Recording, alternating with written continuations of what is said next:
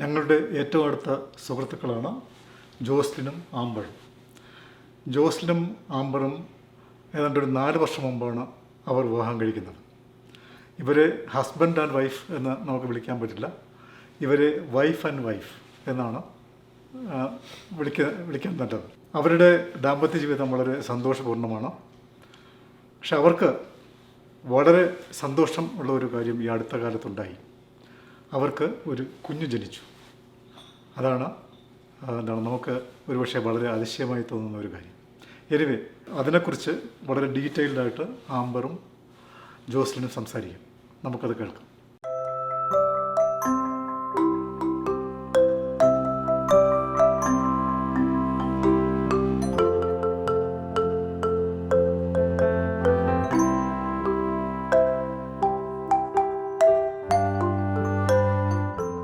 Hi Jocelyn. As you know, homosexuality has been documented many centuries ago. My question is, when did you realize that the two of you were mentally good together? I think instantly. In high school, we met in a health science class, and when I walked into the room, Amber was already sitting there, and instantly felt like gravity towards her, like I had to go be near her. And I think later on we realized the feeling was mutual.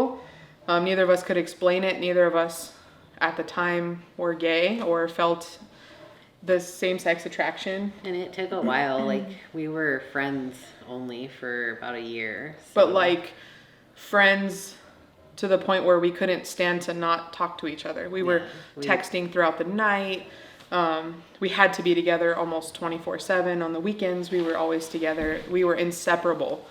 But for us, we never had any kind of proclivities towards same-sex relationships, so we didn't recognize it right away. But looking back now, I would say that that's probably the defining moment of our relationship. When was it? How old were you then?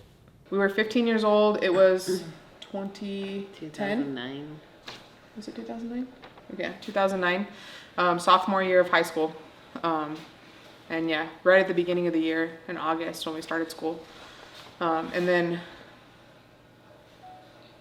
I would say about a year later, in September, was when our relationship actually came to be, I would say. Like we pushed it off for an entire year until we decided to start a relationship. That time, did you think that to do some experiments together? I mean, that is how it was? Yeah, that's really what happened actually. Like, we didn't start with I would say we started with like hand holding and stuff like that. Like, that happened, but it was all very mutual friend kind of stuff, like just hanging out together and just being physically close. But really our relationship started with like physical experimentation. And then, physical sexual experimentation. Okay, so you are doing some experiment together. Did you think it will last? I think I don't think I was ever worried about that. Like, I was it was very much in the moment. I think it's still that way. Like, it's not one of those things where you ever picture your relationship coming to an end. Like, we never even thought about it that way. We just always feel that every moment is an extension of us. Since you decided to live together, have you faced any discrimination from the society? Yes. The initial one, I would say Amber's dad, came to Las Cruces, threatened us. Some of the things he left on the door were derogatory in the sense, I know your dirty little secret. Just very threatening towards us altogether, just showing the discrimination internally. Things got worse, I would say, as we got married, as we decided to get married. We went to nursing school. I think everything was fine there. We started taking trips to Phoenix to visit Amber's family over there.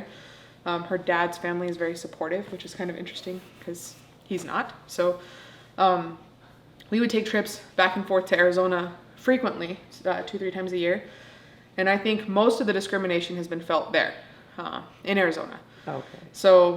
You mean general public? General public, yes. Okay. Twice that I can recall off the top of my head in a public bathroom between here in Phoenix, Arizona, I've been singled out. And then one time I was actually verbally assaulted in a public bathroom in a Hobby Lobby in Phoenix. This lady was in the bathroom. I was washing my hands. I had already used the restroom. And I was about to walk out, and she blocked the door. And I put my hands up because I didn't know what was going on. And she told me, "I think you're in the wrong bathroom." And I kindly smiled at her and I said, "No, I'm not. I need to leave now." And she told me, "I'm not letting you leave until the police arrive." And I said, "You better have already called them, because I'm leaving this bathroom now, whether I have to go through you or whether you allow me to go out." And I said some other things to her, probably not appropriate things, but at one point I asked her, "Would you like to see my parts? Would you like to see what's in my pants?" And she said yes. So then at that point I told her that she was then sexually assaulting me. She was a perv, and that I would like to leave immediately. She still didn't move. I ended up having to physically move her out of the way and get myself out of that situation, to which she did follow me into the store. Didn't essentially follow me around, but I went and found Amber right away, and I said, "We have to leave." So we had to go find her family in the store, and it turns out I found her grandma talking to that lady in the store. So we told Amber's aunt what was going on. Amber's aunt whispered to her grandma what was going on. Her grandma said, "Who did it?" Her aunt mistakenly pointed, and Amber's grandma flashed her in a Hobby Lobby and said, "Would you like to see a woman?" and flashed her. So it was actually a very awkward situation for us, but we felt very supported. I mean, family supported us at that point, but it was a public display of discrimination that I don't think people really understand how that interacts or how that makes people feel, even in your family. Like, it's very awkward for everybody involved. Right. Yeah. When did the gay marriages become legal in the US? 2016, everything became legal. Before that, there were other ways, there were other avenues you could take to, I guess, solidify your relationship, but it's not the same as marriage. You could do like civil unions. They didn't have the same protection. Yeah, life partners, but they didn't cross state lines. So like New Mexico would recognize it, but the second you crossed over into Texas, Arizona, or any other state that didn't recognize civil unions, you wouldn't be protected. So tell me about your journey and your desire, and how you decided to have a baby. I mean, how did the discussion come about? I think it was a conversation growing up. Amber always wanted to be a parent. I love kids. I love babies. So we're both baby nurses. That's what we decided to do for a living. So it was a big part of our life from the beginning, but I don't think that I really cared whether we did or not. It was just, for me, it was her. So she wanted to have the baby. So in high school, we made the decision to start researching different ways and different methods in which we could have children. So you decided that Amber would get a baby. Yes. And I think in high school there was talk of both of us carrying at some point. But as I got older and grew into my hormones and my comfort level of things, I just don't feel like the hormones would probably mess me up more than they would help me. So I think we just opted at that point for her to carry. It doesn't mean it's off the table for me to have biological children. We could definitely harvest eggs, and Amber could carry my eggs, and we could have babies that way, but I have no desire to be pregnant. And Amber, really, that was huge for her. She wanted to be pregnant. I always wanted to be pregnant and be a mom, so I think that it was hard for me, especially like in the early part of our relationship, because I didn't know that there was ever going to be an option for us to have kids. To me, like, if you weren't with a man, like, how are you going to have kids other than like adoption? And I wasn't. It's another one of those discriminatory things that is fed to you at a young age. So I think that was like a hard thing for me to swallow in our relationship in the beginning stages. But like as we got older and we did more research and things became more accepted, we found like there are ways to do it. And I think that by the time we got married, like we knew what the plan was. We were going to have kids, and it just took a while. Yeah. Now you are parents to Benson. Please tell me your journey to have Benson. All that time from 2018 to 2021, we were just actively trying to do everything we could to get her body ready to sustain a pregnancy or even to get pregnant. So by the time we got to 2021, we started to get into a regular cycle, and then we did the quote unquote trying. I mean, had I been male or had Amber been with a man, we'd have been trying since 2018, because the sperm would have been present. But as far as prepping body and stuff goes, it's 2018. But we started in introducing sperm into the equation in 2021 in June. It was just hard because like it's very expensive to get from a bank, and so we had to make sure that everything was timed perfectly and that we weren't just wasting it. And when I say expensive, like not even just that, it was expensive to get physicians to authorize release of sperm. You can't just go online and order sperm and have it delivered to you. You have to have like physicians say, yes, these people are married. Yes, these people are actively trying to have a baby. Yes, her numbers are within normal range. She's ovulating. So it is more like a prescription. Kind of. Yeah, they had to fill out paperwork. And then submit it to the banks. And once it's submitted one time, though, it's done. So we were able to purchase from 3 different banks. The first one was in Georgia, right? Georgia. We tried, it's about $1,500 a month, or $1,500 each vial, I should say. And a vial comes with 0.5 milliliter, which is just a drop. I can't even explain looking at this little tiny vial, thinking I spent $1,500 on this, and hoping that we can get it into the right place to create a baby. And the timing is crucial because it comes in a cryo tank, and you only have a certain amount of days once that arrives before you can't use it And when she anymore. ovulates, you're only at that peak for like 12 to 24 hours. So we had to plan around the male too. So we had to order, have it there. You have a week to do it. We had to hope that within that week she actually ovulated, so we wouldn't waste it. But I have no idea how you are supposed to get 0.5 milliliter of fluid with just a big, huge syringe up to where it can go into the uterus. It's just difficult. But we were able to we got pregnant twice with this, had super early losses. We weren't able to even go to confirmation appointments. I would say we were probably pregnant 4 or 5 weeks. The week 7 is when they take you for confirmation.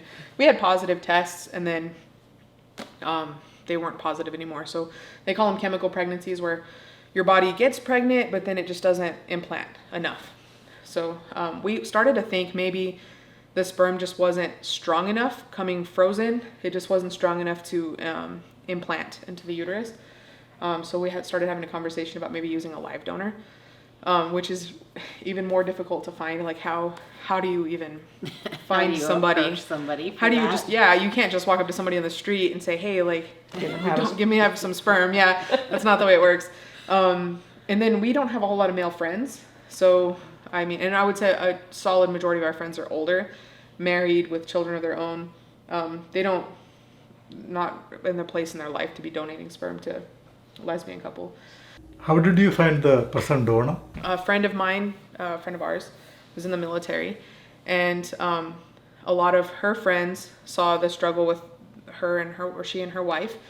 They were wanting to have a baby too, and they had all offered to donate to her. They ended up selecting a donor that she had worked with in the military, and were trying on their end. But then they said, hey, would you guys be willing to donate to somebody else? And one of them said yes. So we decided to meet up with this person and go from there. And I had a lawyer draw up paperwork, and so we had legal documentation that would have him cut off all rights and responsibility, I guess, too, on his part for the baby. And we drove quite some distance to meet this guy a couple of times, and knew him prior to doing this. Right. So he seemed like a very genuine guy. He just wanted to be helpful and didn't have any kids of his own, just wanted to be part of a solution to something that people couldn't have. He always wanted to be a parent himself, so he understands what that's like. He's just hasn't met the right person for himself. So he didn't want to do it the day that we initially met him, which Amber was ovulating that day. And he knew that she was ovulating that day and that it was a possibility that we could inseminate that day, but I think he got some cold feet. Because, I mean, it's a huge commitment. He did sign the paperwork, it was all there, but it's a huge commitment, and he just met us, he didn't know. So he's like, let me gather myself overnight and we'll do it tomorrow, the following day. So the following day we met with him again, and he was able to provide us with a sample, and we were very surprised. It was a much larger sample than what we were used to. We didn't realize, before. And yeah, we brought it home and inseminated, and 2 weeks not later. thinking anything of it because she had ovulated the previous day. So in our mind, this cycle was going to be a bust.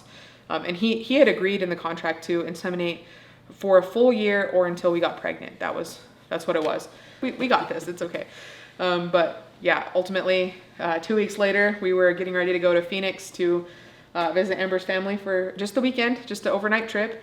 And we woke up that morning. Of course, when we test super early. So we had already tested a few days prior to, and negative test, just over-the-counter urine test. So it was April 30th.